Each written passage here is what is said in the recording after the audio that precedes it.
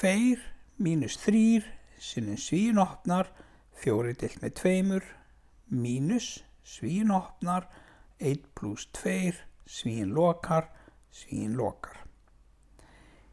Útkoman úr þessu dæmi er 5. Nú ég á að byrja á því að reikna inn í svigunum og það þýðir innsta sviganum, þetta svigapar hér. 1 pluss 2 eru 3. Afgangurinn, hann býður hérna, hann kemur bara hérna fyrir neðan eins og hann er. 2 mínus 3 sinnum svíinn opnar, 4 deilt með 2 er allt gamlar tölur úr upphaflega dæminu, en þessi 1 pluss 2 eru 3, en af því að mínus eru framan svigan, þá verður þetta mínus 3, af því mínus tala sinnum pluss þristur er mínus þristur.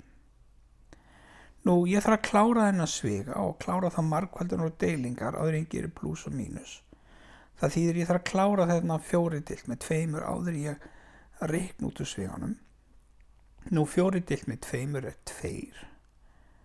Þannig að inn í sviganum stendur 2 mínus 3 sem ég þarf að klára. Allt hitt kemur hérna óbreytt. Nú, 2 mínus 3 er mínus 1. Þannig að dæmi lítur orðið svona út. 2 mínus 3 sinnum mínus 1. Og ég þarf að klára þessa margföldun hérna. Mínus 3 sinnum mínus 1. Mínus sinnum mínus mun alltaf gefa mig pluss tölu samkvæmt þessari töflu hérna. Þannig að ég er þá raun og veru bara með tvistin sem eru búin að bíða allan tíman og mínus 3 sinnum mínus 1 mun gefa mig pluss 3. 2 pluss 3 mun gefa mér 5.